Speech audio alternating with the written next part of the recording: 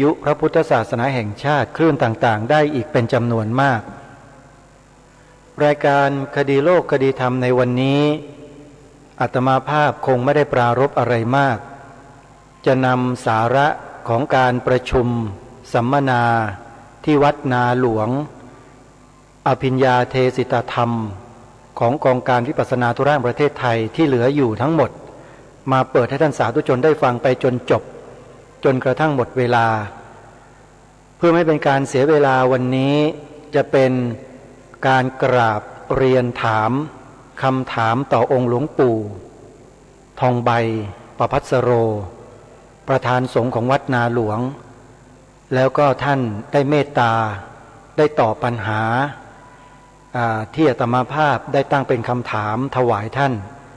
และสุดท้ายก็จะเป็นการเล่าประสบการณ์ของลูกศิษย์ของวัดนาหลวงในการมาปฏิบัติวิปัสสนากรรมฐานที่นี่แล้วก็ยกระดับงานวิปัสสนานั้นขึ้นเป็นงานด้านวิชาการเดี๋ยวไปติดตามรับฟังกันได้ณบัดนี้เรื่องดังกล่าวเพื่อที่จะขอรบกวนพระเดชพระคุณหลวงปู่ได้ให้ทัศนะและคำถามหนึ่งคำถามจาก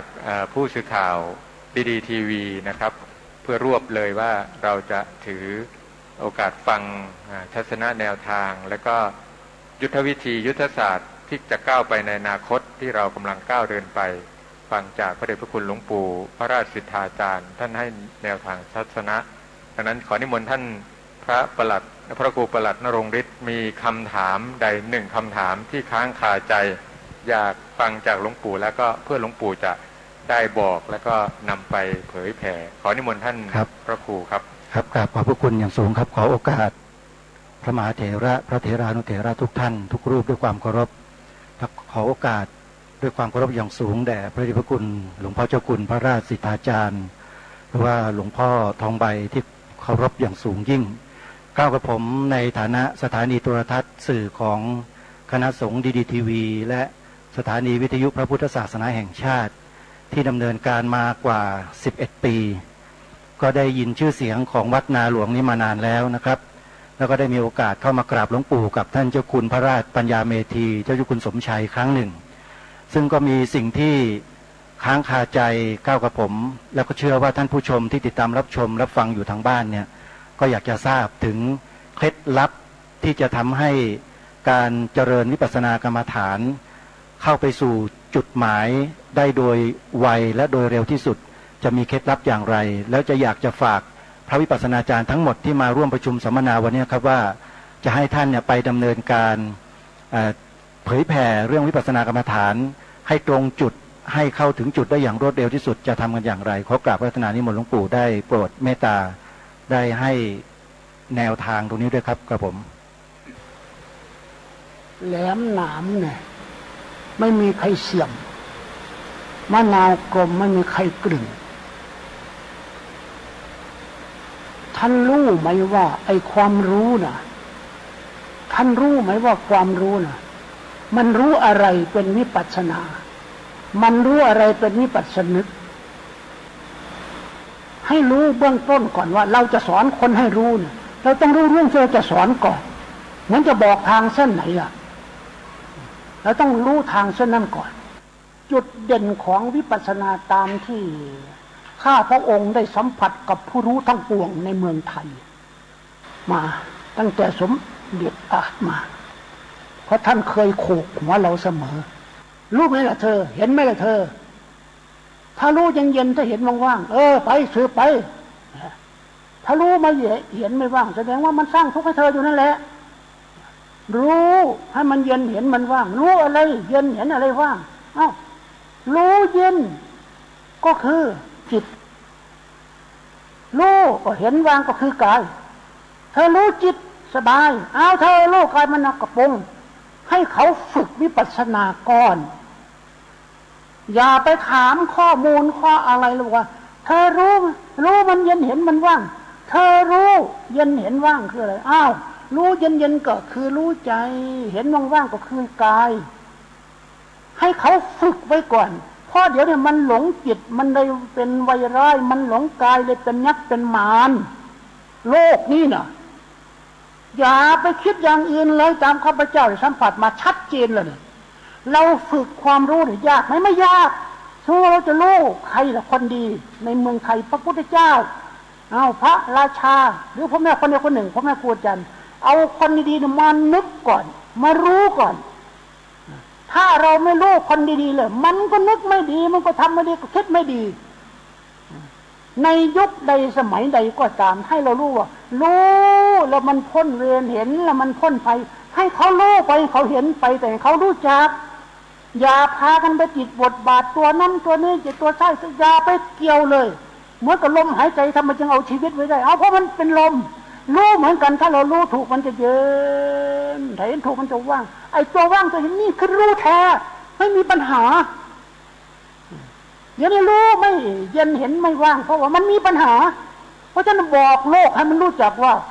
รู้จิตเห็นกายถ้ารู้จิตมันสบายเห็นกายมันสงบรู้ไปสิรู้ด้วยสติรู้ด้วยปัญญาสิเอารู้ตื่นบานเนี่ยนิพพานจิตให้เขารู้ตามสินี่ฝึกโลกให้มันตื่นขึ้นมารับความรู้ทำไมโลกนี้มันจึงสว่างเพราะมันมีพระอาทิตย์จิตทำไมมันจึงไม่โง่เพราะมันมีปัญญาเพราะฉะนั้นพวกเราต้องรู้ว่ารู้อะไรที่ทำให้ว่างวางอะไรที่ทำให้สุขก็รู้จิตวางกายให้รู้ตามเป็นจริงคนเราถ้ามันไม่รู้แม้แต่เสพกามมาถ้ามันไม่รู้มันเสพไม่เป็นนี่ปัญญาเหมือนกันอย่าไปถามกันจากนี้ไปให้เขาเอาความรู้คนดีๆพระพุทธเจ้าพระราชาหรือพ่อแม่คนใดคนดีๆไว้ก่อนให้เขารู้เป็นเบื้องต้นก่อนเรียกว่าภาษาของศาสนาเมื่อกุศลจิตเหล่าใดที่มันไม่มีโทสะไม่มีโลภะไม่มีโมหะกุศลจิตนั้นมันเป็นวิปัสสนาเป็นปัญญาญาณเป็นปัญญาที่แก้ปัญหาตนเองนะผู้อื่นทำไมข้าพเจ้าจึงไม่นิยมความเกลียดความโกรธเพราะข้าพเจ้ารู้โกรธคือโง่โมโหคือบ้าไม่โกรธไม่โง่ไม่โมโหไม่บ้าเรารู้ทันที่เห็นทันนี้แล้วก็ปฏิบัติใครว่าเราโง่ก็เราก็เดินไปนั่งไปยินไปถ้าเราฝึกซ้อมกันบ้างเราจะไม่เสียเวลาให้คนหายโง่รู้ง่ายเห็นไว้สบายเลยความรู้มันก็ต้องไม่ต้องลงทุนรู้จริงๆไม่ต้องลงทุนรู้จริงๆไม่ต้องมีแฟ้มเจ็บไม่มีคือรู้แล้วมันละเห็นแล้วมันเว้นภาษาของน้องๆก็ว่าอ้าวว่างเปล่าเย็นให้เขารู้ตามสิว่าอะไรเรื่องหน้าเบื้องหลังอดีตอนาคตปัจจุบันถ้าเราปลูกเล่าอย่างนี้นี่แหละเป็นการปลูกฝังความรู้ที่ถูกต้องเป็นตัววิปัสสนาต้นสัมมาทิฏฐิเสยยาทีตังสัมมาทิฏฐิสัมมาสังกัปโปไปไม่แตกแถวที่กล่าวนี้ทำไมเราจึงกล้าขนาดได้เพราะว่าเรารู้แค่นี้เหลือแค่ทำไมเราจึงพ้นทุกข์ถ้าว่ามันไม่จริงเนี่ยทำไมมันทุกข์ไม่มีกับเราล่ะชาติมันจบภพมันสิ้นเพราะเรารู้เนี่ยเดี๋ยวนี้เราสอนกันไม่ได้ต่อชาติต่อภพแสดงว่าเราเรียนผิดไม่เห็นจิตกับกายเจ้าของแล้วไม่มีกายกับใจสอนกันยังไงมันรู้ใจสอนไงมันรู้ไปถ้าเราฉลาดอย่างนี้ครูผู้นั้นเรียกว่าบรมครูไม่ใช่เป็นครูขอทานอย่างเก้ามันไม่ได้นั่งในห้องนอนในครูทุนซึ่งไม่มีแต่เรามันมาแล้ว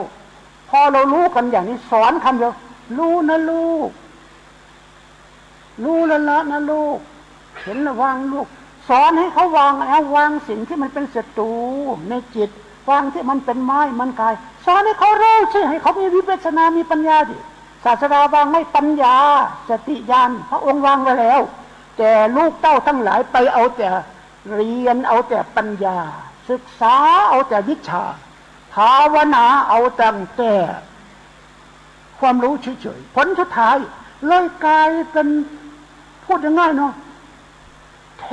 ตั้งแต่เกลือลงน้ำเยอะๆมันเลยไม่เค็มอยากให้ท่านฟังวันนี้เข้าใจว่ารู้เนี่ยถ้ารู้เข้าไปถึง3 ครั้งถึง7 ครั้งถึง10 ครั้งในความรู้นั่นมันเป็นการตัดขาดเป็นตัดสรู้เป็นการบรรลุไปในตัวเลยอย่างเราทำไมจึงไม่สามารถจะแบกภาระเจ้าของให้มันหนักได้เพราะเรารู้เนี่ยรู้มึงเลยว่าไอ้ตัวรู้มันคือเองตัวเปิดโลกเพราะฉะนั้นจากนี้ไปสอนโลกคำเดียวให้มันรู้ก่อนพอมันรู้แล้วมันรู้อะไรแจกไปที่นี่เอารู้ที่ถูกต้องจริงๆเนี่ยทุกสมุทัยนี่บอกว่าให้มันรู้สิอย่าไปให้มันหลงทุกข์ถ้าเราสอนแบบนี้นี่แหละเป็นวิธีของพุทธยิ 28พระองค์ธรรมะ84,000พระธรรมขันธ์พระอรหันต์ทั้งหลายมากกว่าหินมาจะสอนเรื่องรู้ปัญญาถ้าเราไปสอนกันอย่างนี้โลกนี้ทั้งครูและนักเรียนทั้งพ่อและแม่เนาะพ่อก็ยาวไม่เสียแม่ก็สั้นไม่หยุดสามารถรับวิมุตติจากภาษาเจ้าของไปใช้เลยอยากให้พวกเรามาประชุมกันแบบนี้อย่าเอาอันอื่นมาเกี่ยวข้องถ้าเราประชุมกันรู้กันละแล้วอย่างนี้โลกนี้จะกลายเป็นโลกุตละเป็นที่อยู่ของผู้รู้ผู้ตื่นผู้เบิกบานอย่างข้าพเจ้าไม่กลัวความรู้ใครเพราะเขารู้จริงเพราะเขาเห็นจริงรู้เลยมันสามารถทำให้เราดับรู้มันเห็นแล้วสาให้เราดับเย็นได้มันดับเย็นดับร้อนอ้าวคนเราเดียวเนี่ยมันร้อนรู้มันรู้ร้อนมันไม่ได้รู้เย็นเพราะมันไม่เห็นจริงว่าจิตเนี่ยจากนี้ไปรู้ว่าลูกเอ้ยเจ้าเกิดมาเพราะจิตนะไม่ใช่เกิดมาเพราะดินน้ำลมไฟธรรมะมีจิตมาก่อนหากเรามารู้อย่างนี้สั้นๆแล้วก็ฝึกตามภูมิธรรมภูมิฐานรู้ทุกสมุทัยรู้มรรคหรือรู้อะไรอย่างใดหนึ่งที่มันมาเป็นธรรมชาติธรรมดาให้รู้แบบนี้เขาเรียกเปิดชีวิตเห็นตำราเลยเปิดปัญญาเห็นทุกทันทีไม่ต้องจำเป็นจะให้ใครมาให้คนอื่นมาให้คนมาบอกมันเป็นเรื่องของคุณไม่ใช่เป็นปัจจตังศาสดาบอกเราตรัสรู้เว้ยสาวกของข้าก็ตรัสรู้เว้ยอยากให้พวกเราเป็นผู้รู้สอนตนให้งดงามสอนผู้อื่นให้หายโง่ไปร่วมกันถ้าเชื่ออย่างนี้นะมันจะไม่ลงทุนในความโลภมีทุกตารางนิ้วมีทุกอนูเลยไม่ต้องมีสถาบันเลยพระพุทธเจ้าทุกพระองค์พระหลานทุกไม่มีสถาบันดอกโคนไม้เรือนว่างป่าสอนกันไม่ต้องมีพิธีแต่พ้นทุกข์กันทุกรายเนี่ยไม่อยากขอให้จำว่ารู้แล้วให้มันเย็นเห็นแล้วให้มันว่างไว้รู้อย่างนี้ดูสิกล้าสอนเขาไหมเราเย็นเราว่างไหมอย่างเกล้าที่พูดอยู่นี้นะถึงพูด100 ล้านพันครั้งมันก็ไม่แตะต้องสิ่งที่ความเป็นจริงอยู่เพราะความจริงมันหนิงกว่านี้แน่นกว่านี้เลยวันนี้เลยจะเปิดว่าถ้าท่านจะไปสอนให้คนตื่นรู้นะเป็นครูของตนได้ต้องให้ความรู้เขาก่อนเป็นสมาธิถี่อย่างน้อยผิดรักชังได้เสียมันเป็นต้นต่อสอนให้เขารู้สอนให้เขาเห็นอยากจะกล่าวคำหนึ่งห้วนๆว่าถ้าเราสอนเราจุดตั้งต้นถูกแล้วเรื่องตายทำไมจะไม่ถูกจะไปยากอะไรความรู้น่ะมันเรามีกายกับใจอยู่แล้วเรารู้กายรู้ใจได้ไหมกายเนี่ยถ้าเราเดินทางถูกไม่เดินผิดละมันก็สบายที่เขาเล่าถ้าคิดถูกมันสบายมันมีข้อเท็จจริงแต่พวกเราเปิดตำราขึ้นมาเนี่ยไม่รู้อะไรจะเลยอนุสัย8อย่างนี้สิลุยไปเลยแล้วก็ขึ้นนักทันทีเท่าไปผลจะท้ายแล้วใครฉลาดใครโง่ตกลงแล้วพวกเราเลยไปปริยัติธุระวาสธุระวิปัสสนาธุระเอาธุระที่ไม่ความรู้มาใช่รู้จริงๆมันไม่มีครูมันรู้ของมันจึงเรียกว่าธรรมกาโมพระองค์ที่ผู้รู้ดีเป็นผู้เจริญผิดหรือถูกธรรมกาโมพระองค์ผู้รู้ดีเป็นผู้เจริญไม่ใช่ผู้รู้อันอื่นเลยจึงอยากจะปลุกพวกเราให้รู้ตื่นเบิกบานว่าถ้าเรารู้ทันถ้าเรารู้แท้รู้จริงรู้แจ่มรู้แจ้งรู้ชัดแล้วอะไรจะมาปกปิดเราอะไรจะพาเราโง่ไม่มีเลยไม่มีใครมาเรียกว่าเป็นอริยะก็ช่างหัวคนจิตความรู้คืออริยะอริยศีลอริยสมาธิอริยจิตอริยวิมุตติอริยญาณมันก็เกิดขึ้นมาเหมือนมะนาวมันกลมเองน้ำมันแหลมเองทำไมมันถึงไปทิ่มให้ตาแตกหูแตกลองพวกเราปรึกษาศึกษาไม่ใช่เลยลองเอาความรู้เล็กๆน้อยๆที่คือเกิดตุ่มตอของความรู้นี่อันเป็นสมาธิถี่แต่พุทธะกล่าวไว้คำขาดกล่าวไว้คำขาดคำเดียวว่าเธอต้องให้ความรู้กับเขาก่อนจะเข้าสู่ท้องยังรู้ไปอยู่ในท้องก็ออกรู้ออกมาจากท้องก็ยังรู้ทำอะไรต้องรู้ความรู้เราสามารถเอาความรู้นี่เนี่ยมาเป็นพื้นฐานเป็นการสอนโลกให้มันเร็วไวที่สุดก่อนตายไปเลยอยากให้คณะพวกเราเอาไปใช้เลยอย่าไปถือทิฏฐิให้มันเป็นบาปตัณหาให้มันเป็นบ่อเลยเพราะว่ามันก่อทุกข์มาให้เราแล้วอย่าไปพูดให้มันรู้จักจิตผ่องใสรู้จักกายสกปรกแน่นอนท่านนี่เองจะเป็นคนเปิดโลกคนที่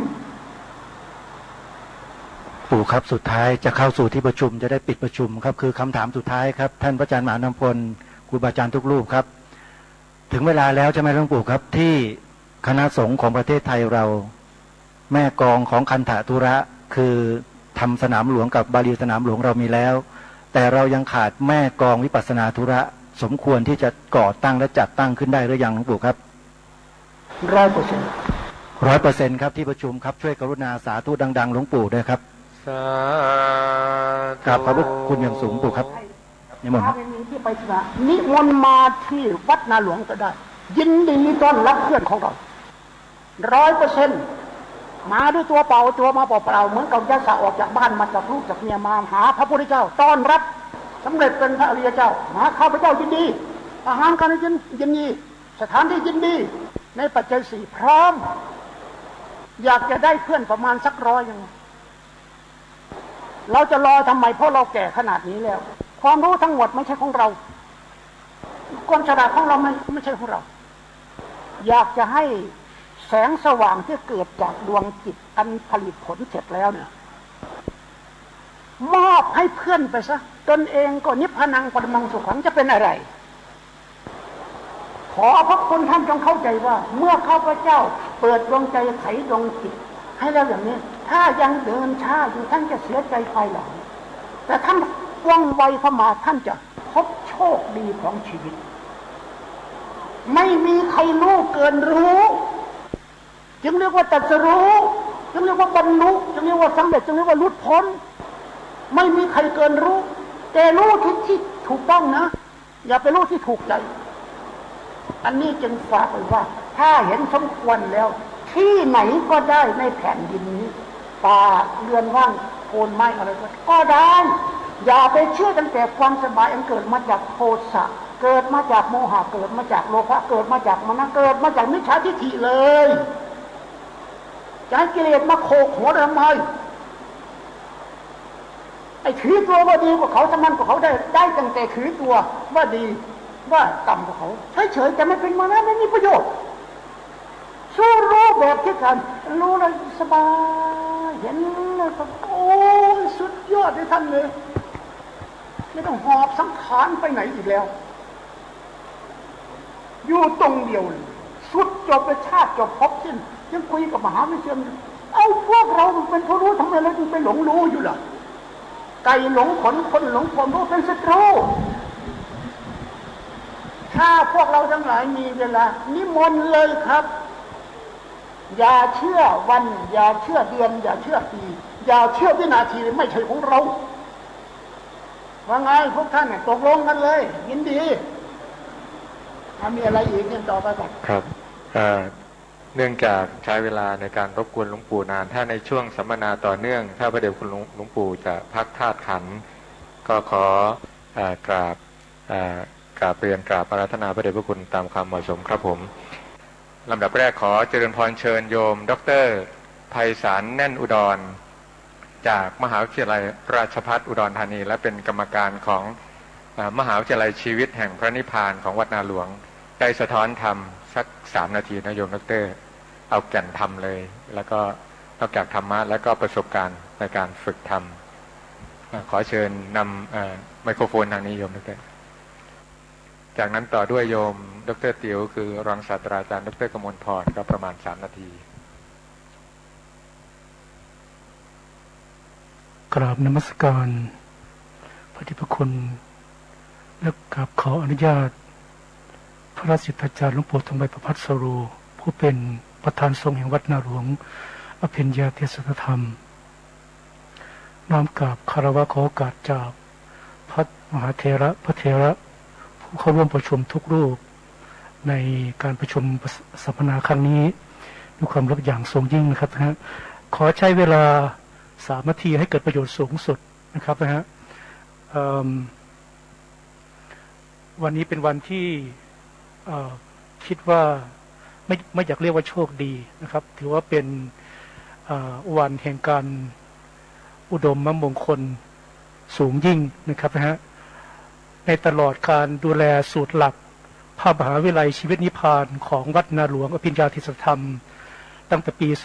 2550 เป็นต้นมาจนถึงปี 2564นะครับเป็นหลักสูตรพชน.พระมหาวิทยาลัยแห่งชีวิตเพื่อนิพพานมีการปรับปรุงหลักสูตรไปแล้ว3 ครั้งนะครับก่อเริ่มต้นหลักสูตรตั้งแต่ปี 2550นะครับมาปรับปรุงหลักสูตรอีกครั้งหนึ่งเมื่อ 2560นะครับแล้วก็มาปี 2563อีกครั้งหนึ่งนะครับจากหลักสูตรมชน.มหาวิทยาลัยชีวิตเพื่อนิพพานเป็นหลักสูตรพชน.เป็นพระมหาวิทยาลัยชีวิตเพื่อนิพพานแล้วก็ล่าสุดเป็นหลักสูตรเสขายาจารย์พชน.นะครับและสุดท้ายล่าสุดเมื่อปีที่แล้วก็เป็นหลักสูตรเสขายาจารย์อินเตอร์เนชั่นแนลนานาชาตินะครับเพราะฉะนั้นตั้งแต่ปี 2550 เป็นต้นมานะครับเป็นสิ่งที่จนถึงปีปัจจุบัน15 ปีเต็มๆนะครับที่มีการรับผิดชอบดูแลหลักสูตรจากการให้โอกาสจากพระเดชพระคุณพระราชสิทธาจารย์หลวงปู่ทองใบประภัสสโรนะครับแล้วก็ณปี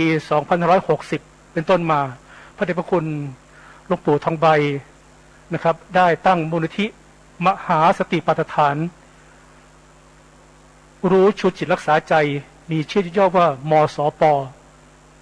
นะครับเพื่อที่จะอบรมแนวทาง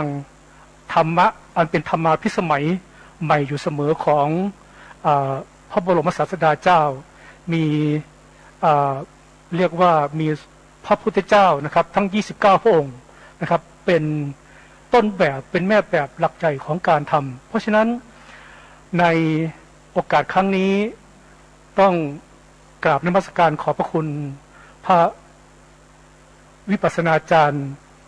ใจของกองวิปัสสนาธุระแห่งประเทศไทยกองการวิปัสสนาธุระจริงๆแล้วอยู่ที่กายกับใจนี่เองนะครับใน15 ปีที่ผ่านมาหลังจากที่มีโอกาสได้ติดตามรับใช้รับฟังด้วยอินทรีย์5ตั้งแต่ศรัทธาตั้งแต่วิริยะตั้งแต่ปัญญาตั้งแต่สติและทุดท้ายก็คือสมาธิมาตั้งแต่เกิดนะครับมาจนถึงปัจจุบันนี้เพราะฉะนั้นจะเห็นได้ว่ามีอยู่3 อย่างแค่นั้นเองก็คือสิ่งที่เป็นกองวิปัสสนาธุระจากก้าวกับผมไม่เคยรู้จักกองวิปัสสนาธุระแห่งประเทศไทยมาก่อนแต่รู้จักกองวิปัสสนาธุระส่วนตัวของตนนะครับก็คือ1เป็นสิ่งที่เรียกว่าเป็นโลกวิทูการรู้แจ้งแห่งโลกว่าคืออะไรอยู่ที่ไหนข้อที่2รู้แจ้งว่าธรรมวิทูรู้แจ้งแห่งธรรมอยู่ที่ใดธรรมะอยู่ที่ใดสุดท้ายอัตตวิทู3 อย่างรู้แจ้งนี้นะครับต้องแจ้งให้ได้ถ้าไม่แจ้งจะไม่เห็นแผนที่ของการเดินนะครับเพราะฉะนั้นในโอกาสของที่มีโอกาสรับใช้พระบวรพระพุทธศาสนามาตั้งแต่เกิดมาจนถึงอายุ58 ปี59 ปีพอดีนะครับถึงรู้ว่าอ๋อกองการวิปัสสนาธุระที่ว่าโลกวิทูมันเป็นของว่างรูปเสียงกลิ่นรสโผฏฐัพพะธรรมารมณ์เป็นของว่างแล้วรู้ว่าธรรมวิทูเป็นของกลางของกลางแปลว่าท่านใดที่มีตาหูจมูกลิ้นกายใจมีตาถ้าไม่บอดต้องได้เห็นมีหูเป็นของกลางถ้าไม่หนวกก็ต้องได้ยินมิหน้าพระศาสดาถึงบอกว่าธรรมวิทูเป็นของเรียกว่าเป็นของกลางใครมีตาก็เห็นใครมีหูก็ได้ยินใครมีใจก็สามารถรับรู้สัมผัสได้อยู่ตัวนี้เองเพราะฉะนั้นอัตตวิทูอันเป็นรู้แจ้งแห่งตนเราที่เองเป็นผู้รู้แต่ยอมรับว่าในชีวิตของการเกิดมานี่ในบรรดาสิ่งที่พระศาสดาฝากเอาไว้นี่นะครับก้าวกับผมเองมีโอกาสได้ใช้น้อยมากเลยส่วนใหญ่ไปใช้ในสิ่งที่ธรรมชาติให้มาที่เรียกว่าเป็นวิญญาณที่ส่วนใหญ่รูปเวทนาสัญญาสังขารวิญญาณใช้วิญญาณมาตั้งแต่เกิด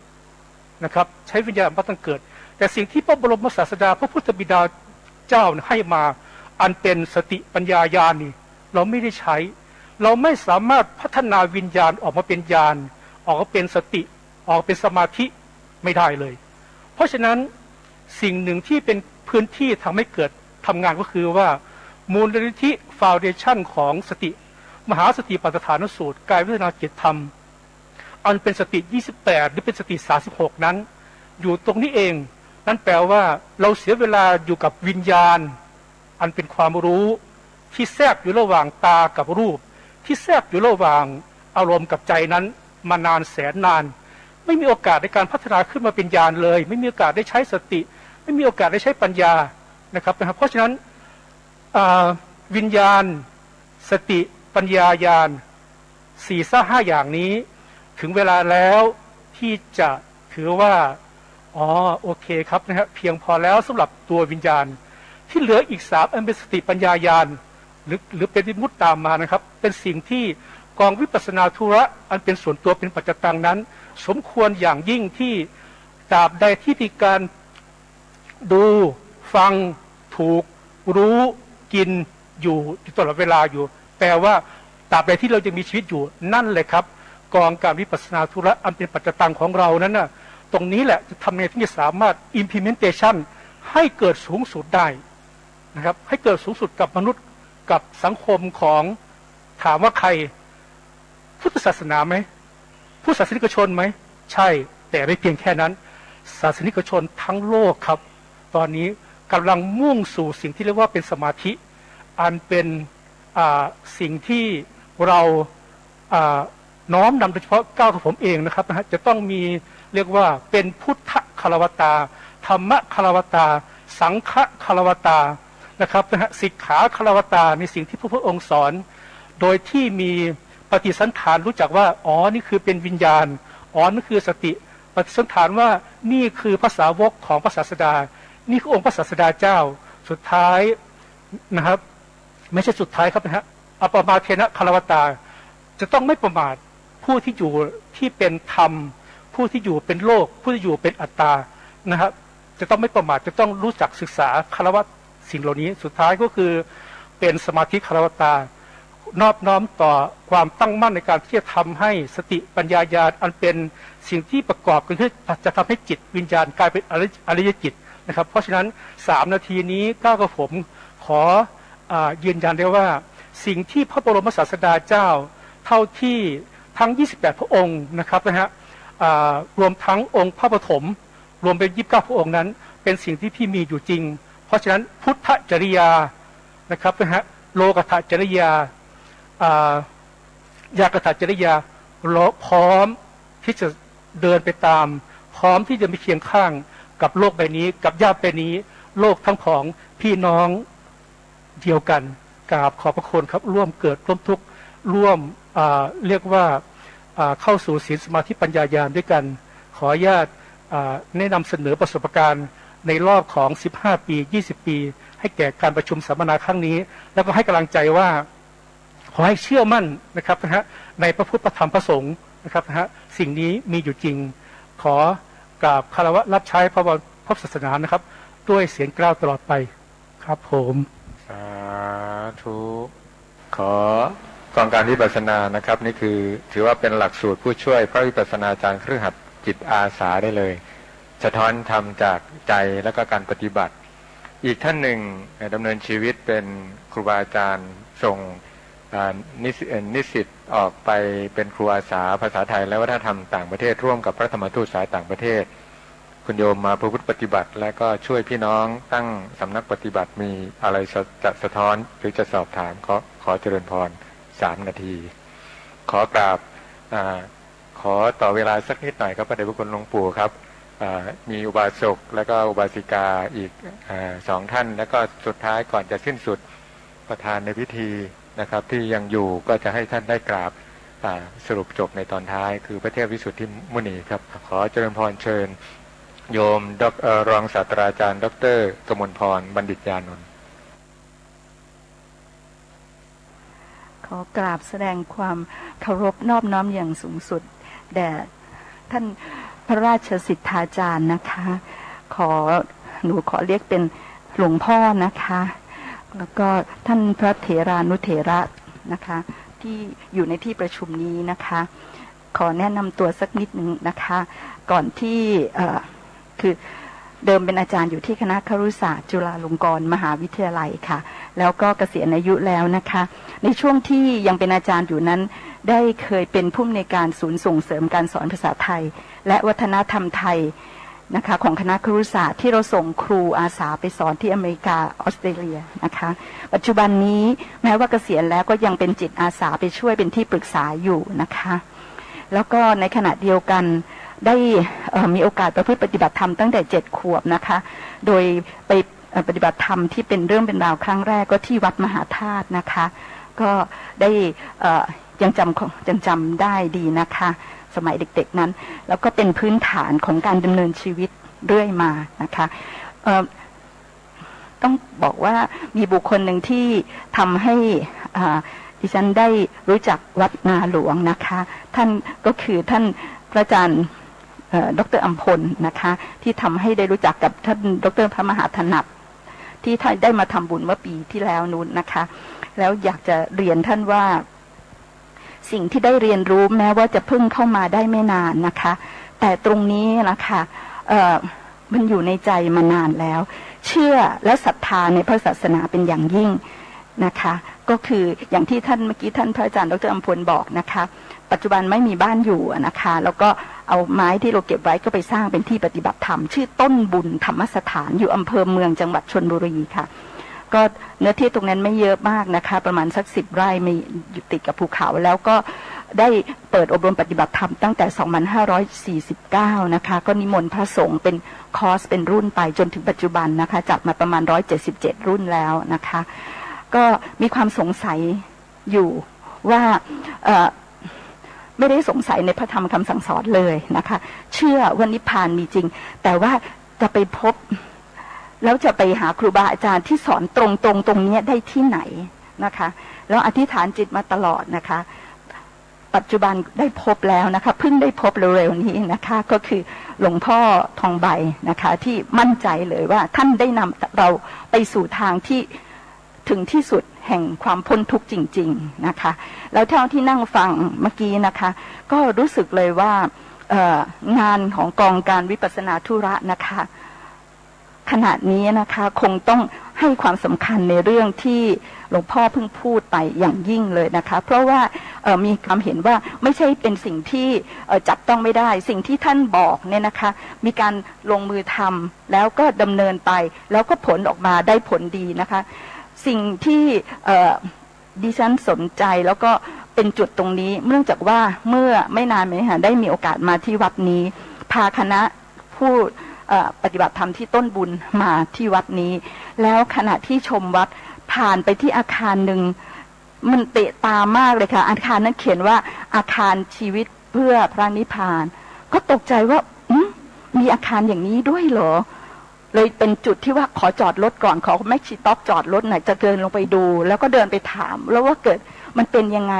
นะคะได้เป็นที่มาแล้วก็ทำให้เราได้มีโอกาสเมื่อปีที่แล้วนะคะได้มีพระคณะพระสงฆ์7 รูปที่ไปจำพรรษาที่ต้นบุญเนื่องจากว่าได้จัดจุลกฐินต่อเนื่องมาปีนี้ปีที่7แล้วค่ะที่ต้นบุญแล้วก็ต้องมีคณะพระสงฆ์ไปจำพรรษานะคะซึ่งตอนแรกไม่แน่ใจว่าเราจะจัดได้หรือเปล่าเพราะเราเป็นที่ปฏิบัติธรรมแต่ได้ปรึกษาสมเด็จตอนนั้นท่านยังเป็นพระพรหมวชิรยานที่อยู่วัดยานนาวานะคะเพราะว่าคุ้นเคยอย่างยิ่งแล้วสามีเคยบวชที่นั่นด้วยท่านบอกว่าทำได้อันนั้นเรียกว่าให้เรียกว่าที่พักสงฆ์ชั่วคราวจึงได้จัดมานะคะแล้วก็มีคณะพระสงฆ์7 รูปที่ไปจำพรรษาที่ต้นบุญนะคะก็ทำให้ได้มีโอกาสได้สืบสาวเรื่องราวว่ามาตรงนี้นะคะแล้วเมื่อมีไปพบอาคารนี้ก็เลยทำให้เป็นที่มาว่าเราได้เป็นเรียกว่าอะไรคะสาขาในการที่จะเปิดสอนหลักสูตรพชน.เบื้องต้นนะคะไม่ใช่หลักสูตรโดยตรงเป็นเบื้องต้นสำหรับผู้ที่จะเข้ารับการอบรมพชน.นะคะโดยมีพระอาจารย์ท่านดร.อัมพลนะคะเมตตาสอนให้แล้วก็อาจารย์ดร.ไพศาลสอนออนไลน์ด้วยนะคะเราก็มีงานกิจกรรมให้ผู้ที่เข้าปฏิบัติที่ต้นบุญได้ทำก็มีความรู้สึกว่านี่แหละเราพบแล้วก็เลยเกิดมีความรู้สึกว่าต่อไปนี้นะคะเราเห็นความสว่างแล้วว่าเนี่ยมันมีทางทำอย่างนี้มันมีขั้นมีตอนมีลำดับมีครูบาอาจารย์ยังอยู่เป็นตัวเป็นให้เราเห็นท่านชี้แนะแล้วก็สิ่งนี้ไม่ใช่ว่าเฉพาะแต่ผู้หลักผู้ใหญ่ที่จะทำเด็กเราสามารถที่จะไปเผยแพร่ในโรงเรียนได้นะคะวันข้างหน้าเราจะมี เด็กเยาวชนไทยที่มีความรู้ความเข้าใจในพระศาสนาที่เขาสามารถที่จะสัมผัสแตะต้องได้นะคะจะทำให้แผ่นดินไทยเนี่ยเป็นแผ่นดินธรรมแผ่นดินทองที่จริงๆที่แท้จริงนะคะแล้วก็มีความรู้สึกเหมือนกับว่าเราได้มาเจอภาชนะที่มันเคยเดินมันเหมือนคว่ำอยู่แล้วก็มีท่านหลวงพ่อมาหงายให้เราเห็นมีความรู้สึกว่ามันอิ่มเอิบแล้วก็ปิติใจอย่างยิ่งเลยนะคะแล้วก็นอกจากนั้นนะคะมีครอบครัวนะคะซึ่งมาด้วยนะคะคุณกฤษเนี่ยก็เป็นผู้ที่เราครอบครัวเราตั้งปณิธานไว้เลยนะคะว่าเราจะสืบสารแล้วก็ส่งเสริมงานพระศาสนาจนกว่าชีวิตจะหาไม่ทั้งสองคนเลยนะคะเราจะทำทุกอย่างที่เราทำได้นะคะแล้วก็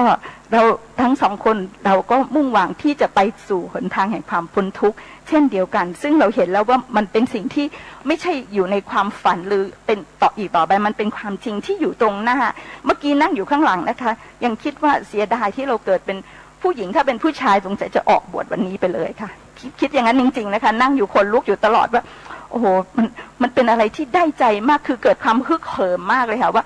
จริงๆนะทำไมเราถึงไม่ยอมแลกอะไรทุกอย่างตรงนี้ถ้าเป็นผู้ชายคิดว่าเราฟันธงไปแน่นอนเลยทำให้ถึงที่สุดเลยในชาตินี้เพราะไม่อยากจะเวียนว่ายตายเกิดแล้วนะคะทุกเช้าตื่นมาเราก็ต้องคิดเราต้องมานั่งแต่งตัวเมื่อวานเราก็ทำแล้วเมื่อวันศุกร์ก็ทำพรุ่งนี้ก็ทำไม่รู้ต้องทำอีกกี่วันเมื่อไหร่มันถึงจะถึงจุดสุดท้ายอย่างเงี้ยค่ะคิดอย่างนี้ตลอดนะคะแล้วก็ต้องบอกว่าคงต้องฝากไว้กับงานกองการวิปัสสนาธุระนะคะว่าตอนนี้คงเป็นอีกมิติหนึ่งที่มันเห็นเส้นทางที่เด่นชัดซึ่งจะก่อให้เกิดประโยชน์อย่างมหาศาลกับเยาวชนของไทยไม่ใช่เฉพาะ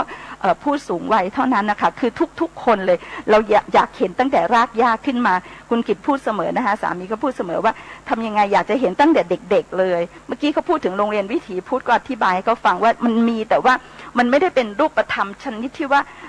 ไป1 2 3แล้วมันจะออกเป็นยังไงมันยังไม่ได้เห็นทางชัดอย่างนั้นนะคะแต่บัดนี้นะคะคืออยากจะให้จะขอฝากนะคะพระคุณเจ้างานวิปัสสนาธุระว่าถ้าได้มามีโอกาสศึกษาตรงนี้นะคะเราอาจจะได้หลักสูตรที่มันจับต้องได้เลยนะคะแล้วเราปลูกฝังตั้งแต่เด็กต้นกล้าต้นอ่อนๆวันข้างหน้าก็เติบโตเป็นต้นไม้ที่ใหญ่แข็งแรงจะเต็มแผ่นดินได้นะคะถ้าเราได้ร่วมมือกันทำตั้งแต่วันนี้นะคะก็รู้สึกดีใจที่เกิดมาชาตินี้จะไม่เสียชาติเกิดค่ะหลวงพ่อค่ะกราบนมัสการค่ะสาธุขอบคุณโยมดร.ติ๋วแล้วก็เป็นเจ้าของโรงแรมสยามเฮอริเทจครับพระคุณเจ้าผ่านไปผ่านมาเดินผ่านเข้าไปกรุงเทพเข้าไปพักนิมนต์พักได้ค่ะท่านที่จะสรุปในฐานะเป็นพิธีกรร่วมและก็สรุปการประชุมสัมมนาขอเชิญโยมดร.รักสยามนามานุภาพเรียนธรรม9ประโยคด้วยและเป็นกรรมการพัฒนาหลักสูตรของกองการวิปัสสนาธุระแห่งประเทศไทยด้วยได้สรุปก่อนที่จะอาราธนาพระเดชพระคุณทั้งพระเทพวิสุทธิมุนีหรือหลวงปู่เพราะว่าบางอย่างท่านอาจจะมีบางเรื่องที่จะฝากในตอนท้ายขอเจริญพรเชิญโยมดร.รักสยามกราบนมัสการพระเดชพระคุณพระเทพวิสุทธิมุนีรองศาสตราจารย์ดร.ผู้อำนวยการสถาบันวิปัสสนาธุระมหาวิทยาลัยมหาจุฬาลงกรณราชวิทยาลัยกราบนมัสการหลวงปู่พระราชสิทธาจารย์ที่ปรึกษากองการวิปัสสนาธุระแห่งประเทศไทยในพระสังฆราชูปถัมภ์กราบนมัสการพระเถรานุเถระทุกรูปนะครับก็ขอสวัสดีผู้ปฏิบัติธรรมทุกท่านนะครับสำหรับสรุป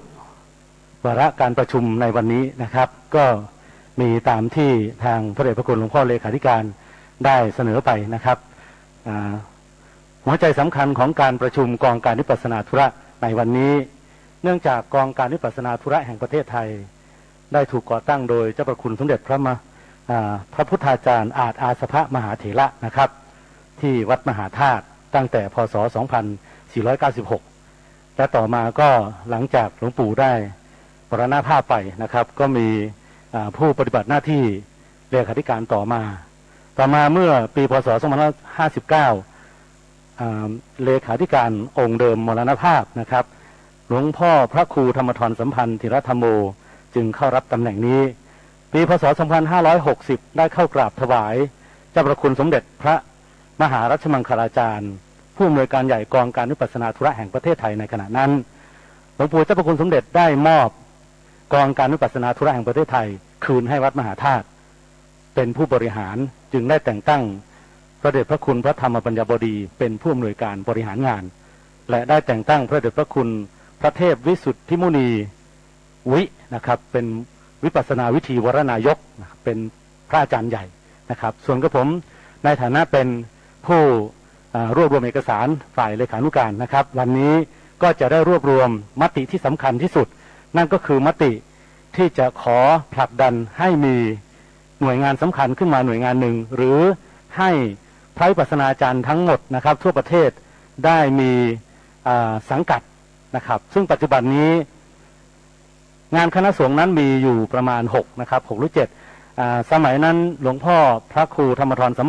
พันธ์ธีรธรรมโมได้เข้ากราบเจ้าประคุณสมเด็จพระมหาธีราจารย์ที่วัดยานนาวานะครับท่านได้ให้แนวคิดว่าให้พระวิปัสสนาจารย์ไปคุยกันแล้วก็ให้นำมตินั้นนะครับมาเสนอท่านเพื่อที่จะ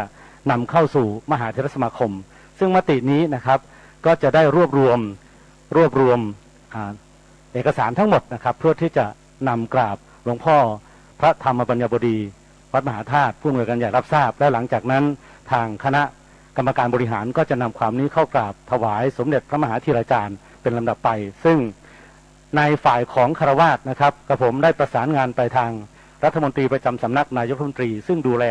สำนักงานพระพุทธศาสนาแห่งชาติคุณอนุชานาคาใสนะครับท่านก็พร้อมที่จะรับสนองงานนี้นะครับเพื่อที่จะผลักดันให้เข้าสู่ที่ประชุมมติมหาเถรสมาคมนะครับเพื่อรับมติมหาเถรสมาคมนะครับในวันข้างหน้าในเวลาประมาณไม่เกินก่อนเข้าพรรษานะครับซึ่งวันนี้ก็สรุปได้ประมาณนี้ขอบคุณครับ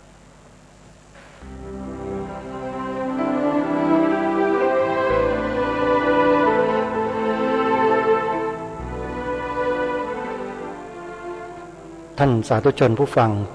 จบลงพอดีกับเวลาของรายการที่หมดลงตรงนี้ก็เป็นอันว่ามติที่ประชุมตอนนี้กำลังดำเนินการจัดทำเป็นเอกสารเพื่อที่จะส่งมอบถวายให้กับท่านพระอาจารย์ใหญ่ฝ่ายวิปัสสนาธุระแล้วก็น้อมถวายแด่ท่านเจ้าประคุณสมเด็จพระมหาธีราจารย์เพื่อนำเข้าสู่มหาเถรสมาคมเพื่อพิจารณาตั้งแม่กองวิปัสสนาธุระอย่างเป็นทางการอีกต่อไปความคืบหน้าของการดำเนินงานดังกล่าวนี้จะเป็นไปอย่างไรในอนาคตข้างหน้าเดี๋ยวรายการคดีโลกคดีธรรมจะได้นำมาเสนอให้ท่านผู้ฟังได้ติดตามรับฟังกันในโอกาสต่อไปวันนี้เวลาของรายการหมดต้องขอสมมุติยุติรายการไว้แต่เพียงเท่านี้ขอความสุขสวัสดีในธรรมแห่งองค์สมเด็จพระบรมศาสดาสัมมาสัมพุทธเจ้าจงปรากฏเกิดมีขึ้นในจิตใจของท่านผู้ฟังทุกท่านทุกคนเทินขอเจริญพร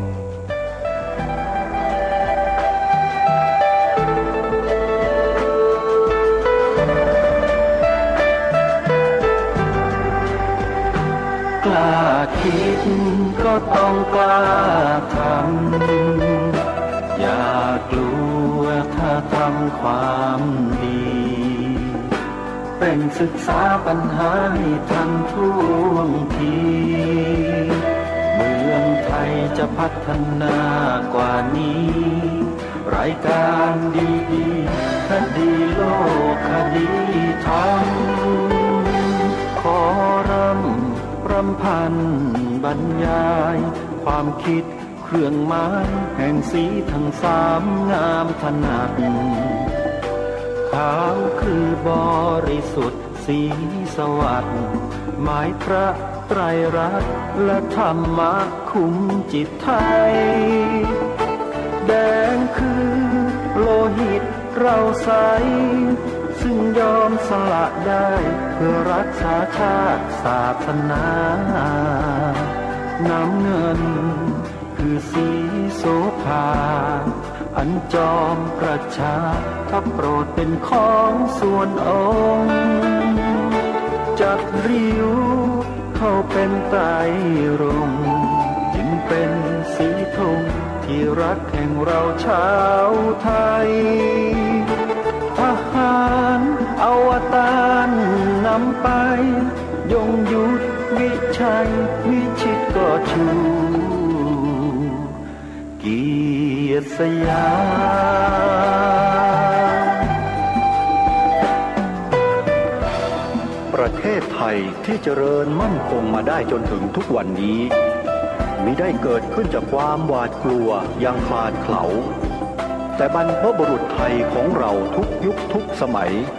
ล้วนแต่มีความกล้าหาญและชาญฉลาดปกป้องเอกราชสร้างชาติให้เกิดความมั่นคงโดยมีธงแห่งพระไตรรัตน์เป็นเครื่องนำชัยจึงเป็นที่มาที่ไปของรายการคดีโลกคดีธรรมกล้าคิดก็ต้องกล้าท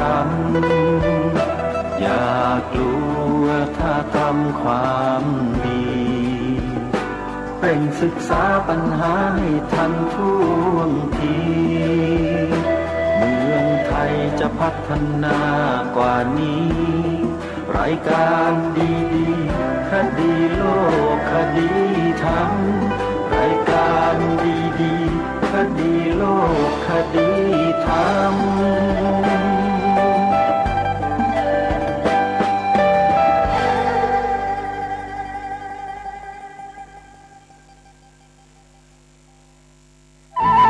ที่จบไปแล้วนั้นเป็นรายการ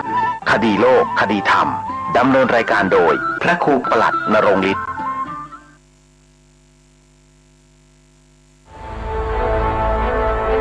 การได้รับวัคซีนถือเป็นสิ่งที่ดีที่สุดที่ทุกคนทำได้ร่วมกับการสวมหน้ากากเพื่อตัวคุณเองและคนที่คุณรักให้ปลอดภัยจากโควิด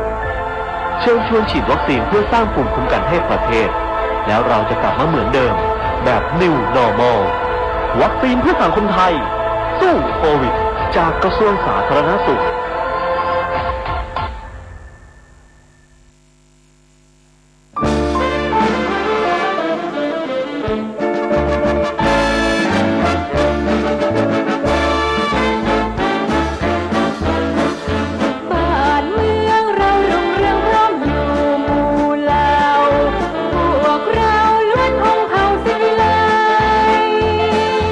เพราะฉะนั้นชวนกันยินดีเปรมปรีดีใจเรียกตนว่า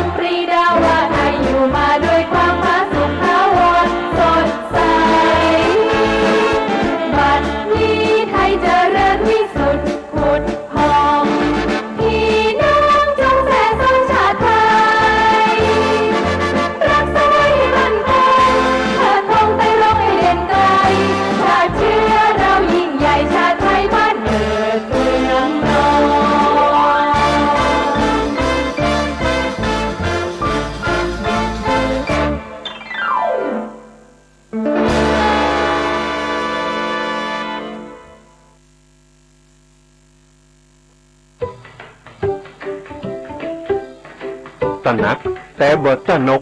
กับเชื้อไวรัสโคโรนาสายพันธุ์ใหม่ 2019 หรือโควิด -19 เฮามาดูแลตัวเก่าเพื่อปลอดภัยจากเชื้อไวรัสกันดีกว่าห่วมแห่งห่วมใจ 1. กลิ่นฮ้อน 2. จ้อนกลาง 3. ล้างมือ 4. สวมหน้ากากอนามัย 5. ออกกำลังกาย หากมีอาการเหล่านี้ให้รีบไปพบแพทย์ 1. มีไข้สูงมากกว่า 37.5 องศา 2. ไอ 3. เจ็บคอ